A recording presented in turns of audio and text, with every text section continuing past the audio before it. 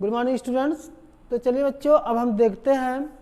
हम पढ़ रहे थे धातु का निष्कर्षण, जिसमें हमने जाना था कि धातु का जो निष्कर्षण होता है उनमें हमें कई प्रोसेस यानी प्रक्रमों से गुजरना पड़ता है, जिसमें हमने सीखा था कि किसी भी धातु का निस्थापन कैसे करते हैं, उसके बाद भर्जन कैसे होता है उस कच्चे पदार्थ का। अब उसके बाद हम आज जानेंगे प्रगलन, यानी प्रगलन की क्रिया होती है किसी भी धातु में, तो क्या होता है, तो हम प्रगलन के बारे में जानेंगे। तो चलिए देखते हैं। तो क्या कहा जा रहा है बच्चों, निस्थापन तथा भर्जन की क्रिया के उपरांत, यानी जब हमारी निस्थापन और भर्जन की क्रिया समाप्त हो जाती है तो उसके बाद क्या होता है बच्चों, प्राप्त अयस्क को कोक तथा उचित गालक के साथ मिलाकर मिश्रण को उच्च ताप तक गर्म करके गलाने की क्रिया को क्या कहते हैं, मिश्रण कहते हैं। क्या कहा जा रहा है, यानी जब हम निस्थापन और भर्जन की क्रिया के बाद जो अयस्क प्राप्त होता है हमें, तो उसको हम क्या करते हैं, उस अयस्क में कोक मिलाते हैं तथा उसमें उचित गालक, यानी गालक का मतलब यह होता है, गालक एक ऐसा पदार्थ होता है जो उस धातु को क्या करता है, गलाने का काम करता है। तो हम क्या करते हैं, उस अयस्क में कोक तथा गालक मिलाकर उस मिश्रण को यानी उच्च ताप तक हम क्या करते हैं, उसको गर्म करते हैं, और गर्म करके गलाने की क्रिया जो होती है उसी क्रिया को क्या कहा जाता है बच्चों, प्रगलन कहते हैं। तो अब बच्चों यहाँ पे देखिए, आपका जो कोक यानी जो हम उसमें कोयला मिलाते हैं, तो वह जो आपका कोयला होता है वह अयस्क के लिए किसका काम करता है, अपचायक का कार्य करता है, जिससे आपका जो अयस्क होता है वह जल्दी से क्या हो जाए, मतलब गल जाए। तो ये आगे देखिए कहा जा रहा है बच्चों, इस क्रिया को कोक अपचायक, इस क्रिया में कोक अपचायक का कार्य करता है तथा अयस्क को गलित धातु में परिवर्तित कर देता है। यानी देखिए, हमने आपको पहले ही बताया कि जो आपका कोयला होता है, कोक का मतलब होता है कोयला, जो हम मिलाते हैं उस अयस्क को सांद्रित करने के लिए, उसमें यह कोक जो होता है किसका काम करता है, अपचायक का काम करता है, जिससे वह आपका अयस्क जो है उस अयस्क को धातु में यानी गलित अवस्था में परिवर्तित करने में उनकी मदद करता है। तो जैसे देखिए आपका बच्चों होता है, यह आपका है Fe2O3, यानी यह आपका होता है हेमेटाइट, और हेमेटाइट जो आपका होता है बच्चों वह किसका अयस्क होता है, आपका आयरन का होता है। अब देखिए बच्चों, जब हेमेटाइट से यानी यह आपका अयस्क है और इससे हमें क्या प्राप्त करना है, धातु, तो क्या करते हैं, इसमें हम कोयला मिला के इसको क्या करते हैं, गर्म करते हैं, और जब हम गर्म करते हैं इसको, तो बच्चों इसमें क्या होता है, आपका क्या बनता है, आयरन बनता है और कार्बन मोनोऑक्साइड बनता है, यानी इसमें भी अभी अशुद्धियाँ रहती हैं। अब देखिए फिर क्या करते हैं बच्चों, जो हमारा यह कार्बन मोनोऑक्साइड प्राप्त होता है उसकी क्रिया हम फिर किससे, उसमें जो आपका हेमेटाइट होता है उनसे क्रिया करता है, और यहाँ से देखिए आपका फिर क्या बन जाता है, आयरन बन जाता है, और आपका कार्बन डाइऑक्साइड गैस बन के उसमें जो अशुद्धियाँ होती हैं वह ऊपर निकल जाती हैं। और इस प्रकार से बच्चों हम क्या करते हैं, उस धातु का निष्कर्षण हम आसानी से कर सकते हैं। तो देखिए बच्चों, आपको किसी भी धातु का अगर निष्कर्षण करना है, यानी आपको किसी भी अयस्क यानी जो आपको अयस्क मिलता है, अगर उससे आप चाहते हैं कि धातु आपको प्राप्त हो जाए, तो आपको उन धातु प्राप्त करने के लिए 3 प्रोसेस से गुजरना पड़ेगा, यानी उसका सांद्रण करते हैं तो हमें कितने प्रोसेस को अपनाना पड़ेगा, 3 प्रोसेस से, जिसमें पहला नंबर हमने जाना था निस्थापन के बारे में, और उसके बाद दूसरा नंबर हमारा आता है भर्जन होता है, उसके बाद तीसरे नंबर में यानी प्रगलन में हमें क्या मिल जाता है, धातु अलग मिल जाता है। तो इस बच्चों आपका रहा आज का टॉपिक जो था प्रगलन के बारे में हम जाने। अब इसके बाद बच्चों आता है गालक। हम समझते हैं गालक क्या होता है। तो चलिए बच्चों आप देखते हैं कि गालक क्या होता है। तो देखिए बच्चों, कहा जा रहा है वे पदार्थ जो अयस्क में उपस्थित अशुद्धियों के साथ उच्च ताप पर क्रिया करके इन्हें सरलता से गलकर अलग होने वाले पदार्थों के रूप में दूर करते हैं, गालक कहलाते हैं। यानी क्या कहा जा रहा है बच्चों, गालक आपका एक ऐसा पदार्थ होता है जो अयस्क में आपकी अशुद्धि होती है उनके साथ जब उनको हम क्या करते हैं, उच्च ताप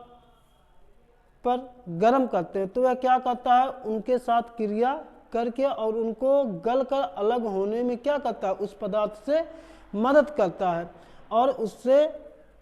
हमारा जो धातु होता है वह आसानी से अलग हो जाता है, और उसमें जो अशुद्धि हो जाती है उसको भी वह क्या करता है, गालक उनको गलकर अलग होने में क्या करता है, मदद करता है। तो आपका कह सकते हैं गालक आपका जो होता है वह एक प्रकार का क्या होता है, पदार्थ होता है, जो उस जब अयस्क को हम सांद्रण करते हैं तो उसमें जो अशुद्धि मिली होती है वह उसको दूर करने के लिए, यानी वह उसको गलकर अलग होने में क्या करता है, उस पदार्थ से मदद करता है। तो उसी को हम क्या कहते हैं, गालक कहते हैं। तो आपका यह जो गालक होता है बच्चों, और जो बच्चों जान लीजिए कि जो गलकर आसानी से अलग होता है, यानी जो पदार्थ आपका गलकर अलग होता है उसी को हम क्या कहते हैं, धातुमल कहते हैं। यानी जो अशुद्धि होती है उसी हमको हम क्या कहते हैं, धातुमल कहते हैं। अब देखिए बच्चों, जो हमारा गालक होता है वह दो प्रकार का होता है। वह कितने प्रकार का होता है बच्चों, दो प्रकार का, जिसमें हम कहते हैं एक हमारा होता है अम्लीय गालक और दूसरा हमारा होता है क्षारीय गालक।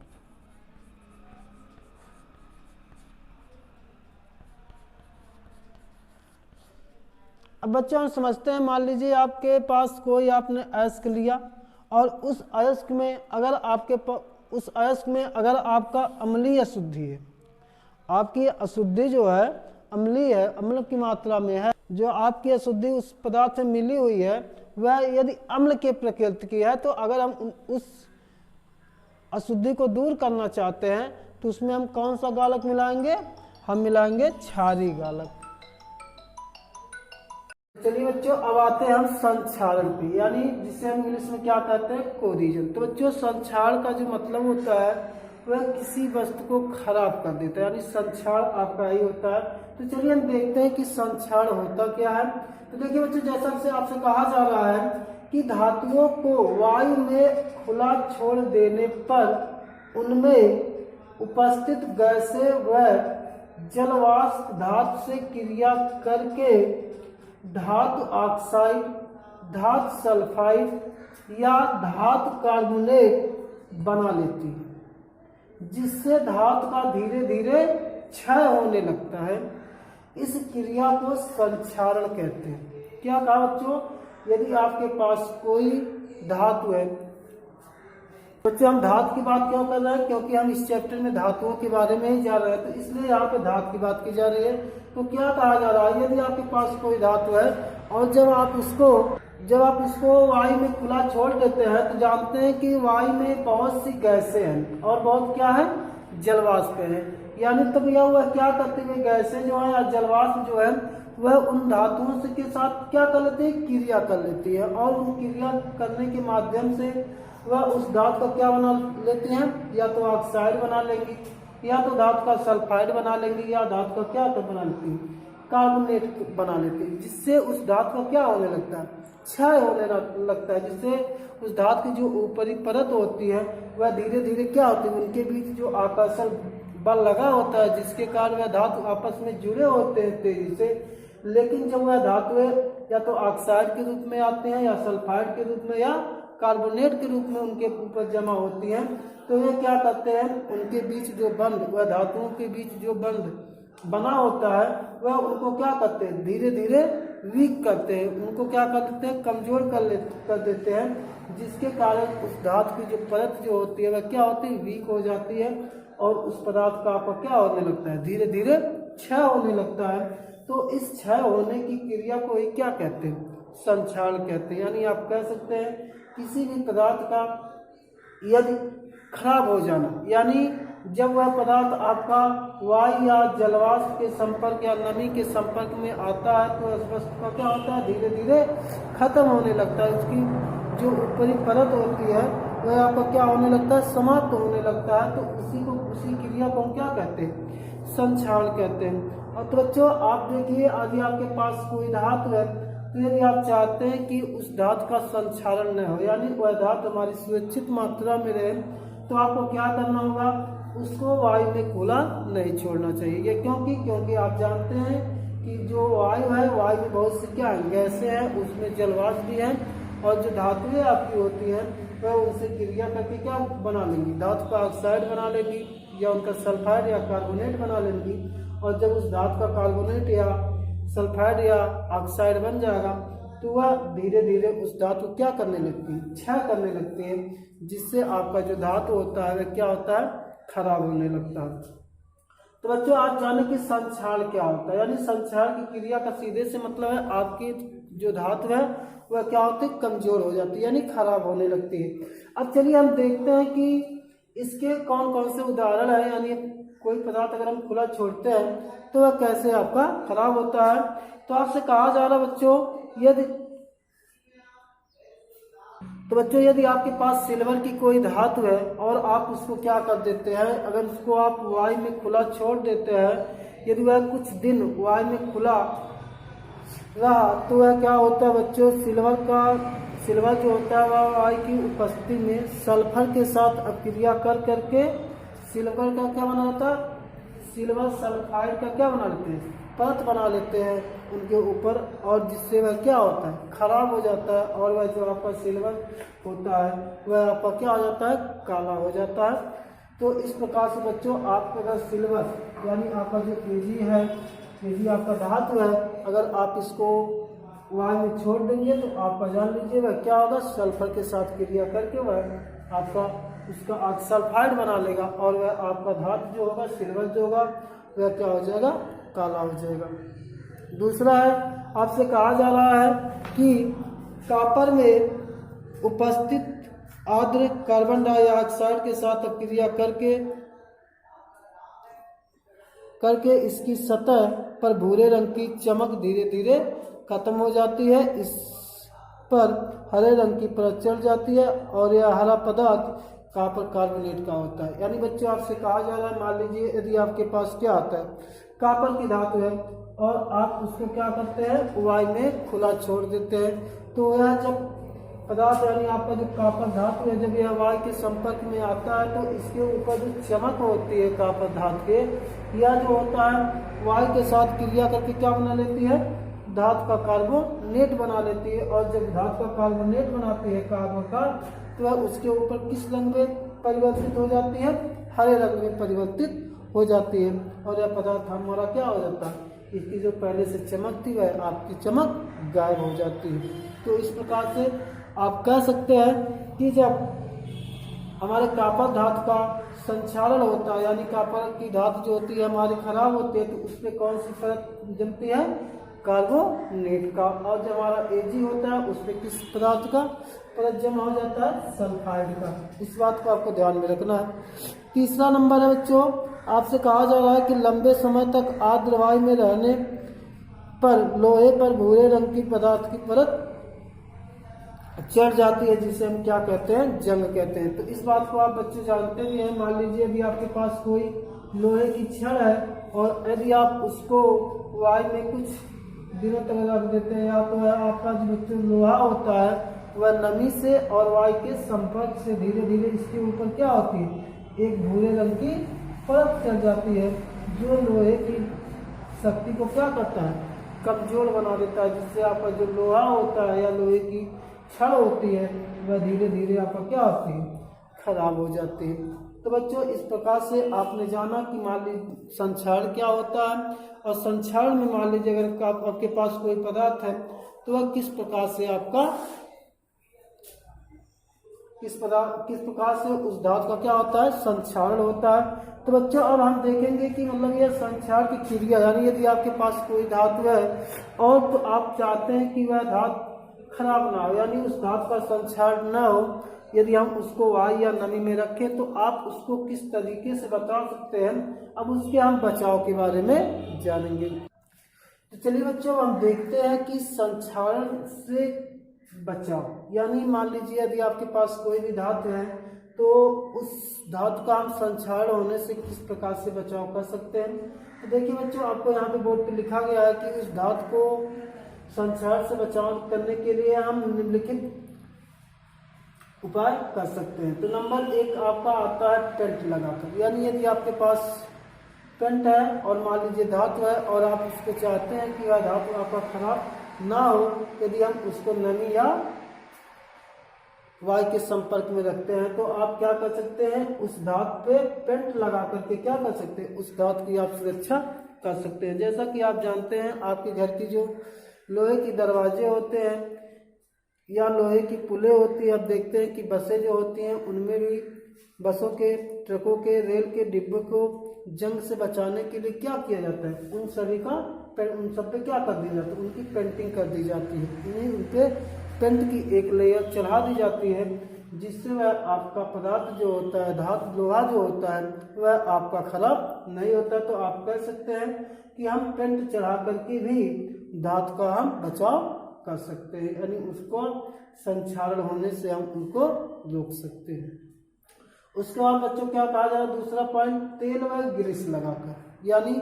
तेल व ग्रीस लगाकर भी हम धातु को संक्षारित होने से बचा सकते हैं। तो जब बच्चों जब आपकी लोहे की जो सतह पर हम तेल या लोहे की परत चढ़ा दी जाती है तो इसका वायु व नमी के संपर्क समाप्त हो जाता है। इसका कहने का मतलब यह है, जब मान लीजिए हमारे पास कोई धातु है और उस पर हम क्या कर देते हैं, तेल या ग्रीस लगा देते हैं, तो वह पदार्थ जो है वायु से क्रिया नहीं करता है, जिससे उसका संक्षारण नहीं होता है। अब देखिए बच्चों क्या होता है, तीसरा नंबर किस द्वारा हम बता सकते हैं, गैल्वेनिकरण द्वारा। गैल्वेनिकरण क्या होता है बच्चों, हम इसको आपको समझाते हैं। कहा जा रहा है लोहे एवं इस्पात को जंग से सुरक्षित रखने के लिए उन पर जस्ते की पतली परत चढ़ाने की विधि को क्या कहते हैं, गैल्वेनिकरण कहते हैं। यानी क्या कहा जा रहा है बच्चों, यदि आपके पास लोहा है तो उस पर अगर हम जिंक जिसे हम जस्ता कहते हैं, अगर उसकी परत चढ़ा देते हैं उस धातु पर, तो उसी क्रिया को, यानी उस धातु पर जिंक की परत चढ़ाने की क्रिया को क्या कहते हैं, गैल्वेनिकरण कहते हैं। तो इस प्रकार से भी हम क्या कर सकते हैं बच्चों, जो हमारी धातुएं होती हैं उन पर जिंक की परत को चढ़ा करके भी हम क्या करते हैं, उस धातु को संक्षारित होने से हम बचा सकते हैं। उसके बाद बच्चों देखिए आगे क्या कहा जा रहा है, क्रोमियम, निकिल या टिन की परत चढ़ाकर। तो बच्चों देखिए जिंक के अलावा हम क्रोमियम, निकिल या टिन की परत चढ़ाकर भी क्या कर सकते हैं, धातु को संक्षारित होने से बचा सकते हैं। उसके बाद बच्चों आपका जो लास्ट नंबर है वह होता है मिश्र धातु बनाकर। यानी कहने का मतलब है, यदि आपके पास कोई भी शुद्ध धातु है और उसको हम जब वायु के संपर्क में रखते हैं तो वह धातु हमारी क्या होती है, खराब होने लगती है। तो यदि हम चाहते हैं कि वह धातु हमारी खराब ना हो तो उसमें हम क्या कर सकते हैं, कुछ और भी कोई दूसरा पदार्थ मिला देते हैं, जिससे वह पदार्थ जो है उस पदार्थ को खराब होने से भी क्या करता है, बचाव करता है। जिससे हमारा सोना होता है तो सोना आपका यदि बच्चों आपका शुद्ध मात्रा में रहे तो वायु के संपर्क में आएगा तो वह खराब होने की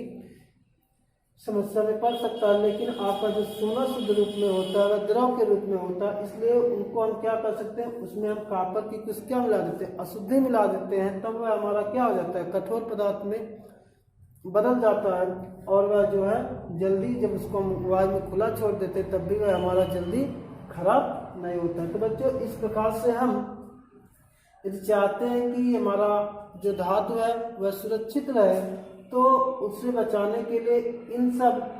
जो आपको हमने बताया, यानी पेंट लगाकर या तेल व ग्रीस लगाकर या गैल्वेनिकरण की क्रिया द्वारा या क्रोमियम, निकिल या टिन की परत चढ़ाकर या मिश्र धातु बना करके उस धातु के साथ हम क्या कर सकते हैं, उस धातु का बचाव कर सकते हैं। तो इस प्रकार से हम जाने बच्चों की धातु का संक्षारण हो रहा है तो उसको हम कैसे बचा सकते हैं। अब चलिए बच्चों हम पढ़ते हैं मिश्र धातु, यानी मिश्र धातु क्या होता है इसके बारे में हम जानते हैं। तो चलिए बच्चों अब देखते हैं कि मिश्र धातु क्या होता है। तो मिश्र धातु बच्चों हम किसे कहते हैं इसके बारे में हम जानते हैं। तो देखिए क्या कहा जा रहा है बच्चों, जब दो या दो से अधिक धातुओं को एक निश्चित अनुपात में मिलाकर पिघलाया जाता है तो ये धातुएं परस्पर मिल जाती हैं और कमरे के ताप पर ठंडा करने पर एक समांगी मिश्रण बनाती, ऐसे मिश्रण को मिश्र धातु कहते हैं। क्या कहा जा रहा है बच्चों, जब दो या दो से अधिक धातुओं को एक निश्चित अनुपात में मिला के क्या किया जाता है, उनको पिघलाया जाता है। यानी पिघलाने का मतलब यह है, उनको जब हम गर्म करते हैं तो वह पिघल के क्या करते हैं, परस्पर एक दूसरे में क्या होता है, मिल जाते हैं समान रूप से। और जब हम उसको क्या करते हैं, कमरे के ताप पे ठंडा करते हैं तो वह क्या बना लेती है, एक समांगी मिश्रण बना लेती है। तो उसी मिश्रण को हम क्या कहते हैं, मिश्र धातु कहते हैं। यानी आप सीधे से कह सकते हैं कि दो या दो से अधिक पदार्थों के समांगी मिश्रण को क्या कहा जाता है, मिश्र धातु कहते हैं। इस तरीके से भी आप मिश्र धातु की परिभाषा को लिख सकते हैं। तो मिश्र धातु का मतलब यह होता है, यानी यदि आपके पास कोई भी धातु है, अगर वह मिश्र धातु के रूप में है, जैसे आप उसे हम क्या कहते हैं कि उसमें दो या दो से अधिक धातुएं आपस में क्या होंगी, जब मिलेंगी तभी आपका क्या होगा, मिश्र धातु बनेगा। तो आपके बच्चों जो भी धातुएं होती हैं वह अगर शुद्ध रूप में होती हैं तो ज़्यादातर किस रूप में होती है, द्रव अवस्था में होती हैं, तो उनका हम उपयोग ज़्यादातर नहीं कर सकते हैं। तो इसलिए कुछ धातुएं ऐसे होती हैं तो उनके साथ हम कुछ पदार्थों को मिला देते हैं, तो यह पदार्थ जो क्या कर देते हैं, उनके गलित अवस्था को उनके कठोर अवस्था में क्या कर देते हैं, उनको चेंज कर देते हैं। जैसे हमारा जो सोना होता है, सोने में अगर हम कॉपर मिलाते हैं तो वह पदार्थ आपका जो सोना हमारा होता है, अगर शुद्ध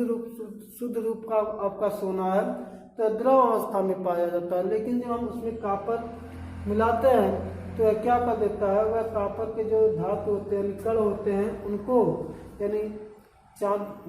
सोना के कण को कठोर बना देते